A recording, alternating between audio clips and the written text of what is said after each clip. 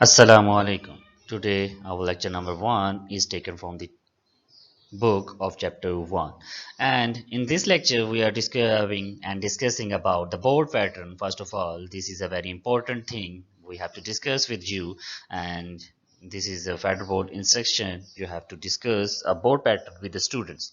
Now the another thing is about the topic, that is topic 1.1, and inshallah furthermore we have to discuss furthermore topics of first year physics.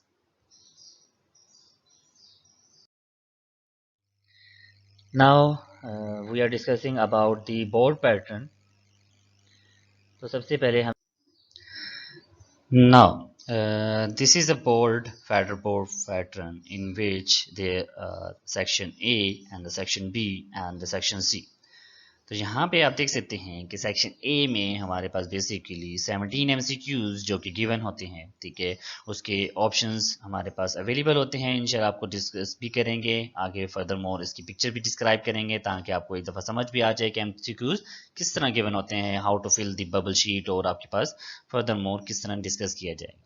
तो 17 MCQs होते हैं, 17 marks के ही होते हैं, each carry 1 marks. तो हमारे पास 17 marks यहाँ पे कंप्लीट हो जाते हैं। नाउ जो कि हमारे पास 25 मिनट्स में आपने MCQs को कंप्लीट करना होता है। बाकी हमारे पास रिमेनिंग जो टाइम बचता है वो होता है section B and the section C के लिए। इन दोनों सेक्शन को अगर कंबाइन किया जाए, that is the subjective one, इसको सब्जेक्टिव कहते हैं। और ये हमारे पास पेपर शॉर्ट क्वेश्चंस और लॉन्ग क्वेश्चंस पे मुश्तमिल होता है। तो यहाँ पे आप देखेंगे कि हमारे पास सेक्शन बी में 14 आउट ऑफ 20 शॉर्ट क्वेश्चन आपको करने होंगे। तो 20 शॉर्ट क्वेश्चन अवेलेबल होते हैं, उसमें से आपने क्या करना है कि according to new board pattern 14 आपने अटेम्प्ट करने होंगे, ठीक है। इसमें आपको स्पेसिफिक नहीं बताया गया कि आपके पास सेक्शन बना के कि फर्स्ट 5 में से ए सेक्शन है, दूसरा सेक्शन जो है वो आपके पास सेकंड लास्ट 5 चैप्टर में से है। इस तरह कुछ सेक्शन नहीं बताए गए। इसमें सिर्फ ये आपको बताया गया है कि आपके 20 शॉर्ट क्वेश्चंस होंगे, ठीक है, सीक्वेंस में। और उसमें आप देख सकते हैं कि 14 आपके पास जो डिस्कस किए जाएंगे वो हमारे पास आपने अटेम्प्ट करने होंगे, ठीक है। तो फर्दर मोर इसकी मैं डिटेल भी आपको बताऊंगा और टाइम भी इंशाल्लाह डिस्कस करेंगे। यहाँ पे आप देखेंगे लॉन्ग के लिए जो सेक्शन सी है उसमें आप देखेंगे 3 लॉन्ग होते प्रेजेंट होंगे, जिसमें से आपने क्या करना है 2 लॉन्ग को अटेम्प्ट करना है, ठीक है। तो अब 2 लॉन्ग जो अटेम्प्ट करेंगे उसमें भी आप देखेंगे फर्दर मोर उसके 3 पार्ट्स होंगे ए बी सी। तो उन 3 पार्ट्स में आपको डिस्कस किया जाएगा फर्दर कि आपके पास कौन कौन से क्वेश्चन हो सकते हैं पॉसिबल। जी, तो यहाँ पे हम डिस्कस करते हैं कि हमारे पास जो फेडरल बोर्ड की वेबसाइट है उसका लिंक भी मैंने यहाँ पे शेयर कर दिया है, जहाँ पे मॉडल पेपर अवेलेबल होंगे आप लोगों को। You can take help from this link, ठीक है। तो यहाँ पे आप देख सकते हैं और इस तरह के आपके पास लिंक्स अवेलेबल होंगे फर्स्ट ईयर और सेकेंड ईयर फिजिक्स के, ठीक है। इसी तरह 9th-10th की भी फिजिक्स के आपके पास अवेलेबल होंगे और बाकी सब्जेक्ट के भी आपके पास इस तरह के मॉडल पेपर्स अवेलेबल होंगे। First set, second set and third set are also given in the federal board website. तो वहाँ पे आप देख सकते हैं उनके सोल्यूशन भी अवेलेबल हैं, ठीक है। वहाँ से आप उसको टेक कर सकते हैं if you have to need some help, ठीक है। तो आपको कोई मदद चाहिए, अगर आपको नहीं मिल रहे, you can have to inform me, आप मुझे इन्फॉर्म करेंगे। मेरा कॉन्टैक्ट नंबर यहाँ पे दिया गया है, तो वहाँ पे आप मुझे इन्फॉर्म करेंगे, मैं इंशाल्लाह आपको वो प्रोवाइड कर दूँगा। जी, तो यहाँ पे हमारे पास जो मॉडल पेपर अवेलेबल है, यहाँ पे जो डिस्कस किया जा रहा है आपके सामने, ठीक है। तो ये न्यू पैटर्न के मुताबिक यहाँ पे डिस्कस किया जा रहा है। यहाँ पे आप देखेंगे वर्जन नंबर होता है जिसको आपने यहाँ पे डिजिट की फॉर्म में भी फिल करना होता है और यहाँ पे बबल्स को भी फिल करना होता है उसके रिस्पेक्टिवली। अगर यहाँ पे 2 है तो 2 को ही फिल करेंगे और यहाँ पे 3 है तो 3 को ही जाके फिल करेंगे, ठीक है। और इस तरह रोल नंबर आपने यहाँ पे एंटर करना होता है उसके रिस्पेक्टिवली। अगर 7 है तो इस कॉलम में 7 करेंगे, इस कॉलम में जो है इस तरह जिस जो कॉलम में अवेलेबल होते हैं वो कॉलम वहीं पे फिल करना होता है आपने, ठीक है। इसी तरह आंसर शीट नंबर जो कि आपके आंसर शीट पे अवेलेबल होगा वो आपने यहाँ पे रिटर्न करना होता है, सिग्नेचर करने होते हैं, ठीक है। और यहाँ पे ये चीज़ आपने फिल करनी है। नेक्स्ट आप यहाँ पे देखोगे बबल शीट यहाँ पे अब अवेलेबल नहीं है, जिसकी वजह से आप देख सकते हैं कि यहीं पे एमसीक्यूज के साथ ही आपके पास बबल्स अवेलेबल हैं। तो उन बबल्स को ही फिल करना है। अगर सपोज ये वाला ऑप्शन करेक्ट है तो इस बबल को आप प्रॉपरली फिल करेंगे ताकि आपका आंसर गलत ना हो, ठीक है। इसी तरह 17 MCQs आपको जिस तरह मैंने पहले बताया था अवेलेबल होंगे, ठीक है। 25 मिनट्स इसके लिए होंगे, 25 मिनट के बाद आपसे ये पेपर छीन लिया जाएगा। तो आप देख सकते हैं कि हर ऑप्शन के सामने बबल्स हैं और ये बबल्स को आपने लाजमी फिल करना है। Now according to federal board pattern के मुताबिक आपको एक और चीज़ भी पता होनी चाहिए कि इन MCQs के साथ ही आपको एक फार्मूला शीट भी इसके नीचे ही गिवन होगी या इसके बैक साइड पे कहीं गिवन होगी, ताकि आप जहाँ पे न्यूमेरिकल्स हैं वहाँ पे यूज़ कर सकें और इजीली आपको पता चले कि न्यूमेरिकल्स कैसे सोल्व किए जाते हैं, बजाय इसके कि आपको मुश्किल पेश आए फार्मूला को याद करने में या उसको रटा करने में, ठीक है। तो इसलिए फेडरल बोर्ड ने एक आसानी की है बच्चों के लिए, स्टूडेंट्स के लिए, ताकि वो अच्छे से पेपर अटेम्प्ट कर सकें और कॉन्सेप्चुअल बेस पेपर को अटेम्प्ट कर सकें। तो अक्सर इन MCQs में ऐसे कॉन्सेप्चुअल चीज़ें आ भी जाती हैं, तो आपने अच्छे से प्रिपेयर करना है। जी, तो प्रीवियसली हमने जो डिस्कस किया वो हमारे पास था MCQs पेपर, जिसको ऑब्जेक्टिव टाइप पेपर कहते हैं, उसमें ही सॉल्व करना था और वो रिटर्न हो जाएगा आफ्टर 25 मिनट। जहाँ पे आप देखेंगे हमारे पास सब्जेक्टिव पेपर आ गया और सब्जेक्टिव पेपर में जो टाइम अलॉटेड है that is 2 hours and 35 minute, ठीक है। तो इसमें आपने अवेलेबल टाइम में ही पेपर को अटेम्प्ट करना होगा और यहाँ पे जो टोटल मार्क्स हैं वो 68 हैं। This short question including with these long questions, इनके साथ मिला के ये टोटल जो मार्क्स बनते हैं that is 68 plus 17 that is MCQ which gives us 85। Total 85 paper का पेपर होता है और उस पर ही आपने कंप्लीट करना होता है, ठीक है। और अक्सर स्टूडेंट फिजिक्स के पेपर को थोड़ा मुश्किल समझते हैं, इतना मुश्किल नहीं होता, फुल भी मार्क्स आ जाते हैं इसमें। तो इसलिए you have to focus on the conceptual things. तो यहाँ पे आपको बताया जाएगा कि कॉन्सेप्चुअल थिंग को कैसे डिटरमिन किया जाता है इन वीडियो लेक्चर्स में, ठीक है। तो यहाँ पे आप देखेंगे सेक्शन B जो कि आपके पास अवेलेबल है फॉर द शॉर्ट क्वेश्चंस, और 20 शॉर्ट क्वेश्चन आपको यहाँ पे स्क्रीन पे नजर आ रहे होंगे, ठीक है। नेक्स्ट पेज पे भी है हमारे पास कुछ क्वेश्चंस, तो वहाँ पे 20 शॉर्ट क्वेश्चंस हैं। उनमें से आपने कितने अटेम्प्ट करने हैं, दैट इज 14। तो 14 अटेम्प्ट करने हैं। Each carry equal marks, that mean it has marks of 3। तो 3 into 14 दैट गिव्स अस 42। तो 42 हमारे पास शॉर्ट क्वेश्चंस के मार्क्स होते हैं। इसमें आप देखेंगे हर चैप्टर में से कोई ना कोई शॉर्ट क्वेश्चन यहाँ पे अवेलेबल होगा आपके लिए, ठीक है। और डिफरेंट शॉर्ट क्वेश्चन, न्यूमेरिकल्स भी हो सकता है, आपके शॉर्ट क्वेश्चन भी हो सकते हैं, थ्योरी वाइज डेफिनेशन वगैरह, ठीक है। ये सारी चीज़ें यहाँ पे इंक्लूड हो सकती हैं, एग्जाम्पल्स, असेसमेंट्स, तो इंशाल्लाह वो भी हम डिस्कस करेंगे सारी, ठीक है। तो आपको पेपर अटेंड करने का तरीका भी इंशाल्लाह बताएंगे ताकि आपको पेपर भी अटेंड करना आ जाए।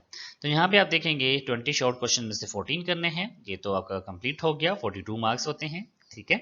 और सेक्शन C जो कि लॉन्ग के लिए होता है, उसमें आप देखेंगे कि हमारे पास 3 क्वेश्चंस गिवन है, that is question number 3, 4 and 5। और इसमें आप देखेंगे इनके मार्क्स भी अवेलेबल हैं, आपको यहाँ से पता चल जाएगा मार्क्स कौन से कितने हैं हर क्वेश्चन के, ठीक है। तो यहाँ पे आप देखेंगे ईच क्वेश्चन कैरी 13 मार्क्स, उसमें डिवीजन की गई है, ठीक है। और उसमें जो पार्ट्स हैं ABC, जिससे मैंने बताया था कि आपके पास एक लॉन्ग क्वेश्चन होता है, ठीक है, एक न्यूमेरिकल मोस्टली कंसीडर किया जाता है, और एक हमारे पास जो लास्ट वाला होता है वो हमारे पास शॉर्ट क्वेश्चन होता है, ठीक है। तो शॉर्ट क्वेश्चन आपको यहाँ पे आना भी चाहिए, शॉर्ट क्वेश्चन पता होना चाहिए, जिस तरह आपने ऊपर भी शॉर्ट क्वेश्चन दिया है, यहाँ पे लॉन्ग क्वेश्चन में भी एक शॉर्ट क्वेश्चन अवेलेबल होता है। ये according to new federal board pattern है, ठीक है। उसमें आपके पास टोटल मार्क्स जो लॉन्ग क्वेश्चन के होते हैं वो 26 होते हैं। और इसमें एक चीज़ को नोट करना है आपने कि यहाँ पे आपको फार्मूला गिवन नहीं है, लेकिन फेडरल बोर्ड की सेक्शन के मुताबिक आपको इस पेपर के साथ भी, सब्जेक्टिव पेपर के साथ भी न्यूमेरिकल्स के लिए फार्मूलाज गिवन होंगे एट दी एंड। यहाँ पे लास्ट पे आपके पास फार्मूलाज की हेडिंग होगी, वहाँ पे आपके पास डिफरेंट फार्मूलाज गिवन होंगे, ठीक है। तो यहाँ पे अक्सर बच्चों का एक डाउट होता है कि अगर मैं पेपर सॉल्व कर रहा हूँ बिल फर्स्ट, तो हमने एक पार्ट यहाँ से कर लिया क्वेश्चन 1 क्वेश्चन 3 में से, और दूसरा पार्ट हमने क्वेश्चन 4 में से कर लिया, ठीक है। तो अब यहाँ पे किसके मार्क्स लगेंगे वो आपको डिटरमिन नहीं होता। वो बेसिकली आपको ये पता चलेगा अगर आपने एक्स्ट्रा क्वेश्चन अटैम्प्ट किए हैं तो एक्स्ट्रा क्वेश्चन के मार्क्स भी लगते हैं, वो भी चेक होते हैं, ठीक है। ये नहीं है कि वो चेक नहीं होते, वो भी चेक होंगे, लेकिन यहाँ पे देखा जाता है कि जिस क्वेश्चन के पार्ट के मार्क्स ज़्यादा हैं वो इंक्लूड किए जाते हैं, बजाय इसके जिसके कम मार्क्स होंगे, ठीक है। तो इस वजह से आपको पूरा पेपर अटेम्प्ट करना होता है, मैक्सिमम पेपर अटेम्प्ट करने की कोशिश करनी होती है, ताकि अगर कहीं पे आपकी कमी पेशी रह जाती है तो आपकी वो कमी पेशी ख़त्म हो जाए। ठीक है। तो यहाँ पे एक और क्वेश्चन भी राइज होता है बच्चों का, वो मैं डिस्कस कर दूँ आप लोगों के साथ, ताकि आपको डिफ़िकल्टी फेस ना हो। अगर कोई और क्वेश्चन भी आप लोगों का हुआ तो वो आप कमेंट में बता सकते हैं। तो यहाँ पे आप देख सकते हैं, या मुझे नंबर पे मैसेज कर सकते हैं। यहाँ पे आप देखेंगे कि अगर बिलफर्ज अगर आपने किया है क्वेश्चन नंबर 3 फुल अटैम्प्ट कर लिया है, क्वेश्चन नंबर 4 का ए पार्ट बी पार्ट किया है, और क्वेश्चन 5 का भी ए पार्ट और बी पार्ट किया है, तो यहाँ पे अक्सर बच्चों का क्वेश्चन होता है कि ये ए और बी पार्ट आपका जो सा कंसीडर किया जा रहा है, ठीक है, तो ये इनमें से कौन सा सिलेक्ट होगा, या हमें दोनों आते हैं और दोनों में से हम कौन सा अटेम्प्ट करें, वहाँ पे कंफ्यूजन आ जाती है। तो पहली बात तो अटेम्प्ट कौन सा करें, पहले अटेम्प्ट तो वो करना चाहिए आपको जो अच्छा आता है, तो दोनों में बेटर आता है। अगर दोनों बेटर आते हैं, दोनों आपको पता है, दोनों आपको कंप्लीट आते हैं, तो अटेम्प्ट किसको किया जाए, आपको मार्क्स देखने हैं कि मार्क्स किसके ज़्यादा बन रहे हैं, इस वाले पार्ट्स के या इसके वाले पार्ट्स के। जिस तरह आपको यहाँ पे शो किया जा रहा है, इसके जो पहले दो पार्ट्स हैं उसमें 6 + 3 आंसर आता है 9, और इसी तरह यहाँ पे 6 + 4 आंसर आता है आपके पास 10।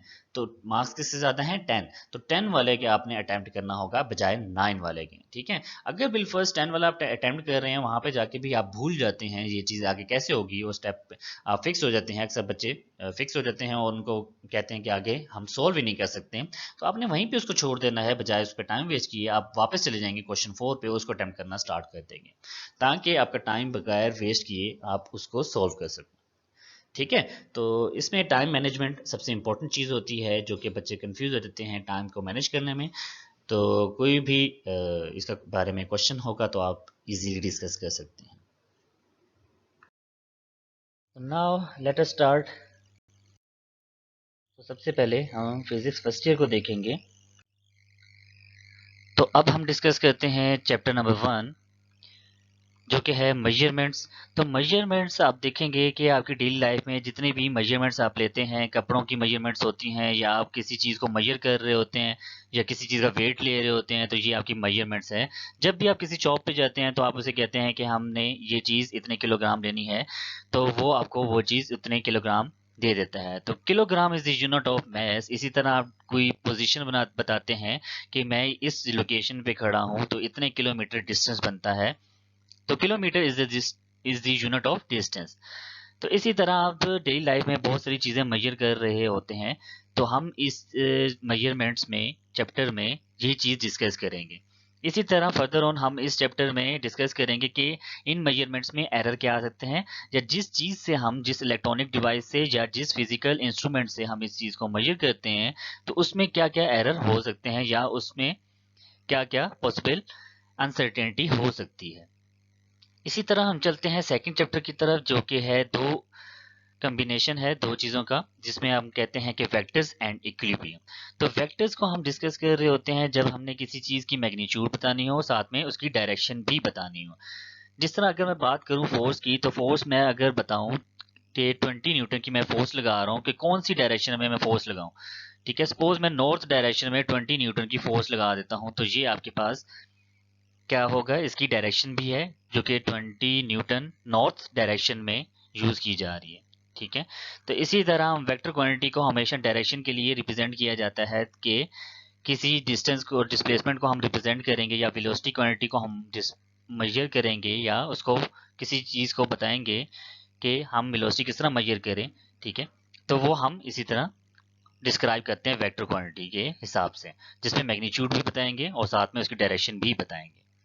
साथ में हम देखते हैं इक्विलिब्रियम। इक्विलिब्रियम आप देखेंगे कि इक्विलिब्रियम में हम कोई भी बैलेंसिंग कंडीशन को इक्विलिब्रियम कहते हैं। जिस तरह आपके पास कोई टेबल पड़ी होगी डेस्क पे या आपके पास टेबल पे, तो वो इक्विलिब्रियम पोजीशन पे पड़ी होती है। इसी तरह हम डिस्कस करें कि सीसा वाली एग्जांपल, वो तो सबको पता होगी। जिस तरह सीसा में आपके पास टू स्टूडेंट अगर बैलेंस पॉइंट पे हैं, एक पिवट पॉइंट जो कि बैलेंस पॉइंट पे रखेगा, तो उसमें आप देखेंगे कि दोनों का वेट बराबर होने की वजह से या फोर्स लगने की वजह से दोनों अगर एक स्ट्रेट पोजीशन पे हैं, तो उसे हम कहते हैं बैलेंस पॉइंट और इक्विलिब्रियम। तो इसी तरह हम चलते हैं थर्ड चैप्टर की तरफ। थर्ड चैप्टर में हम देखेंगे मोशन एंड फोर्स। तो मोशन क्या होता है कि हम जब कोई चीज किसी चीज पे फोर्स लगाते हैं या कोई बॉल ऊपर से गिर जाती है तो मोशन करती है। तो मोशन में आपके पास डिफरेंट टाइप्स आ जाती हैं, जिस तरह ट्रांसलेटरी मोशन है, रोटेशनल मोशन है, तो वो हम इस चैप्टर में डिस्कस करेंगे। इसी तरह हम चलते हैं फोर्स की तरफ। तो फोर्स आपके पास क्वांटिटी है, किसने बताया था? न्यूटन ने सेकंड लॉ में बताया था कि फोर्स ऐसी क्वांटिटी है जो हम किसी बॉडी पे लगाते हैं तो वो एक्सेलरेट करती है। तो वो हमारे पास सेकंड इक्वेशन ऑफ मोशन यहाँ पे डिस्क्राइब कर रहा होता है। तो इसी तरह हम रिलेशनशिप भी देखेंगे, फोर्स एंड मोमेंटम का भी आपस में रिलेशनशिप देखेंगे। तो इसी तरह हम डिफरेंट प्रोजेक्टाइल मोशन भी यहाँ पे इसमें डिस्कस करेंगे। इसी तरह हम चलते हैं अपने फोर्थ चैप्टर की तरफ, जिसमें वर्क एंड एनर्जी को डिस्क्राइब किया गया है। तो अमूमन ये कहा जाता है कि वर्क और एनर्जी दोनों बराबर हैं, दोनों इक्वल हैं। तो एक और चीज भी आप देखें कि आपके पास अगर एनर्जी होगी तभी आप वर्क कर सकते हैं, अगर एनर्जी नहीं होगी तो वर्क आप कर नहीं सकते। तो इसी तरह वर्क की बात की जाए तो वर्क आपके पास फोर्स एंड डिस्प्लेसमेंट से बना होता है, कि अगर किसी चीज पे फोर्स लगाते हैं और साथ में वो डिस्प्लेसमेंट भी करे तब उसको हम वर्क कहते हैं। तो इसी तरह हम डिफरेंट कंडीशन देखेंगे कि अगर हम एक सर्कुलर लूप की बात की जाए तो उसमें सर्कुलर लूप में अगर वर्क मैं देखूं तो उसमें क्या वर्क होगा, और इस तरह ग्रेविटेशनल वर्क क्या होगा, वो हम यहाँ पे डिस्कस करते हैं। इसी तरह काइनेटिक एनर्जी और पोटेंशियल एनर्जी की बात की जाती है कि एनर्जी किस तरह किस फॉर्म में पाई जाएंगी और किस तरह होती है एनर्जी, कौन कौन सी एनर्जी होती हैं, कौन कौन सी यूज की जाती हैं। तो इस तरह एनर्जी हम इसमें डिस्कस करेंगे। इसी तरह हम चलते हैं चैप्टर नंबर 5 की तरफ। तो चैप्टर नंबर 5 में हम देखेंगे कि रोटेशनल एंड सर्कुलर मोशन, जो कि तीसरे चैप्टर में उसकी टाइप्स हैं मोशन की। तो इस तरह हमने इसको अलग से एक चैप्टर में डिस्कस किया, जिसमें रोटेशनल मोशन और सर्कुलर मोशन में कंफ्यूजन पाई जाती है कि सर्कुलर मोशन क्या होती है और रोटेशनल मोशन क्या होती है। तो सर्कुलर मोशन आपके पास कोई भी चीज को मैं अगर सर्कल में मूव करूं, किसी भी चीज को एक सर्कल में मूव करूंगा तो उसको कहते हैं सर्कुलर मोशन। इसी तरह अगर एक चीज को मैं उसी पॉइंट के उसी एक्सिस के पिवट पॉइंट के अक्रॉस घुमाना स्टार्ट कर दूं, इस तरह करके घुमाऊं, ठीक है, तो क्या होगा कि आपके पास वो एक रोटेशनल मोशन शो करेगी। एक्सिस के अक्रॉस जो भी मोशन होती है वो रोटेशनल मोशन होती है, वो हम इस चैप्टर में डिस्कस करेंगे। इसी तरह हम चलते हैं चैप्टर नंबर 6 की तरफ, जो कि चैप्टर नंबर 6 में हम डिस्कस करेंगे फ्लूइड के बारे में। जितने भी आपके पास फ्लूइड पाए जाते हैं उसकी थिकनेस के बारे में, उस जो फोर्स अप्लाई किया जाता है, या उसमें कोई मोशन डिस्कस की जाएगी कि वो टंकी अगर ऊपर है जिस तरह आपकी, तो वहां से पानी नीचे कैसे आएगा और पानी का प्रेशर कितना हद तक अप्लाई हो सकता है। तो वो हम इस चीज में डिस्कस करते हैं। और इसी तरह हम कुछ रिलेशनशिप पढ़ते हैं, बर्नौली इक्वेशन पढ़ते हैं, इक्वेशन ऑफ कंटिन्यूटी इस चैप्टर में पढ़ेंगे। तो ये चीज हम इस चैप्टर में देखते हैं। इसी तरह हम चलते हैं ऑसिलेशन पे। तो जब हम किसी चीज की ऑसिलेशन की डिस्कस करते हैं तो वो है डिस्टर्बेंस ऑफ एनी मीडियम। कभी कोई डिस्टर्बेंस होती है किसी भी मीडियम में या वाइब्रेशन होती है, उसे ऑसिलेशन कहा जाता है, ठीक है।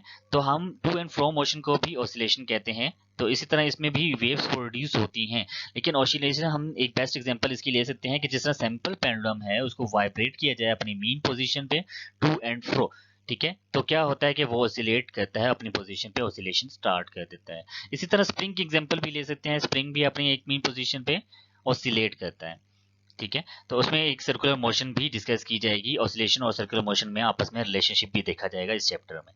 इसी तरह हम अगले चैप्टर की तरफ चलते हैं, जो कि 8 चैप्टर है, वेव्स। तो वेव चैप्टर में हमने देखना है कि वेव्स किस तरह कौन कौन सी टाइप्स की होती हैं, ठीक है। जिस तरह मैकेनिकल वेव्स है, इलेक्ट्रोमैग्नेटिक वेव्स है, प्रोग्रेसिव वेव्स है, पीरियोडिक वेव्स है।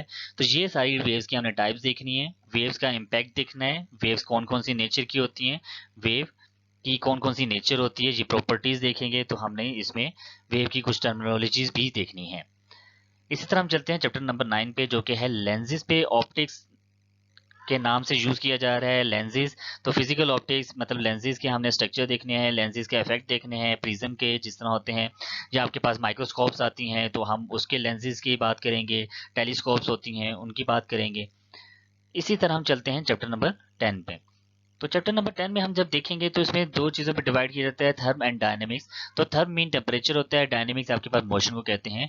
जब भी टेम्परेचर की वजह से कोई मोशन की जाती है उसे थर्मोडायनेमिक्स कहते हैं। तो इस चैप्टर में हमने यही चीज डिस्कस करनी है कि टेम्परेचर का इम्पैक्ट क्या होता है मोशन पे, कि अगर मैं किसी चीज का टेम्परेचर इंक्रीज कर दूं तो क्या होता है, उसके मोशन में क्या इफेक्ट होता है, उसकी मोशन इंक्रीज होती है या डिक्रीज होती है, या उसमें वाइब्रेशन कैसी होती है। तो हम इस चैप्टर में उस चीज को डिस्कस करेंगे।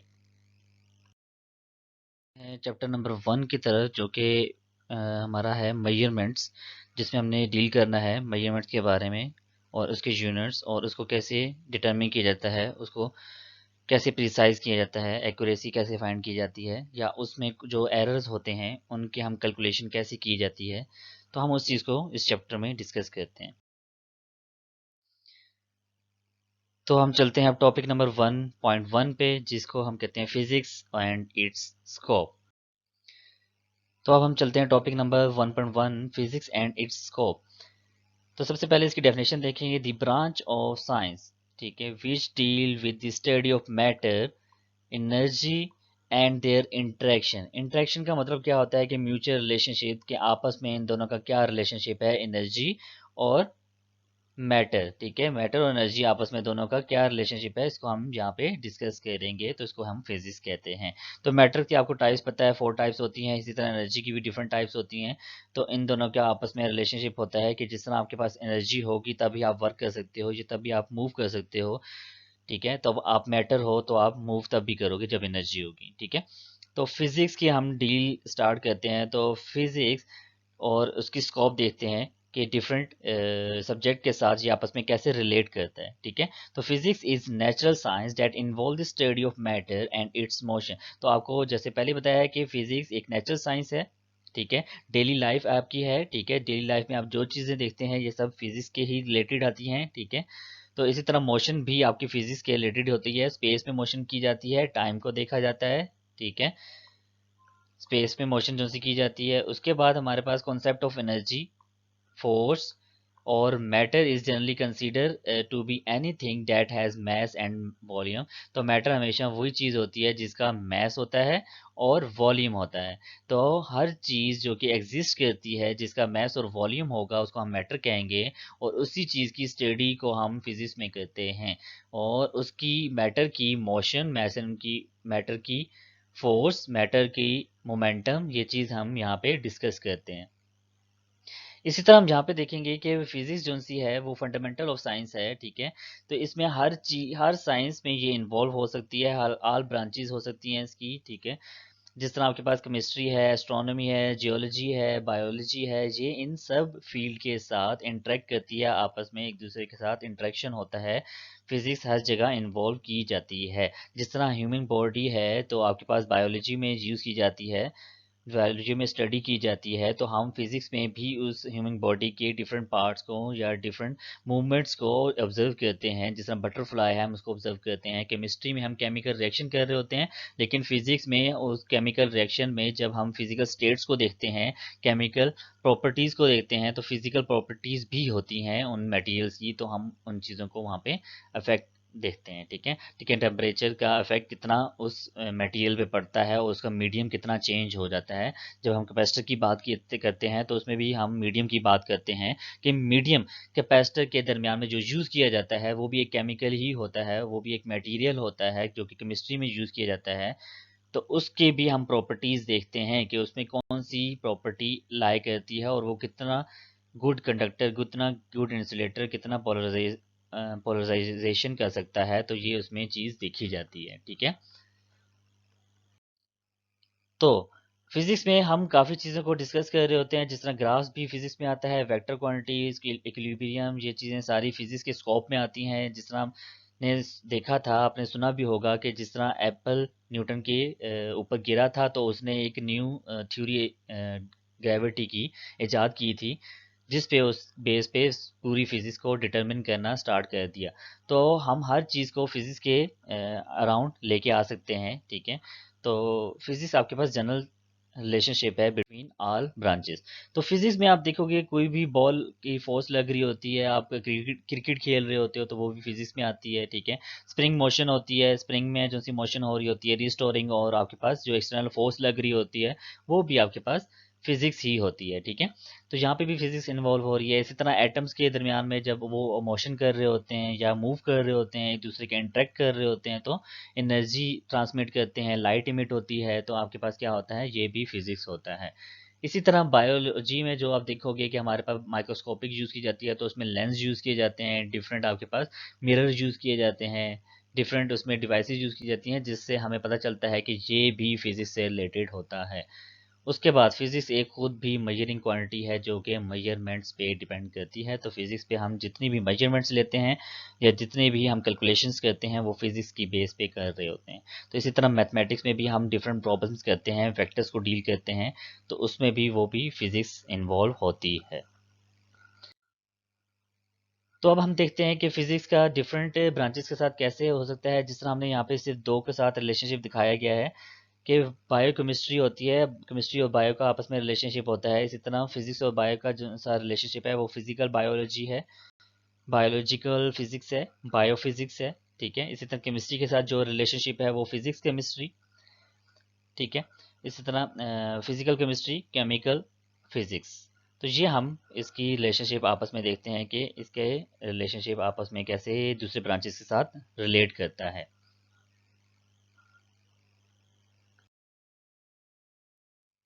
तो लेक्चर नंबर 1 में हमने यही स्टडी किया कि आपके पास फिजिक्स का स्कोप क्या होता है और फिजिक्स खुद क्या होती है। तो हमने इस चीज़ को डिस्कस किया। तो उम्मीद है कि आपको ये लेक्चर समझ आया होगा। Thank you.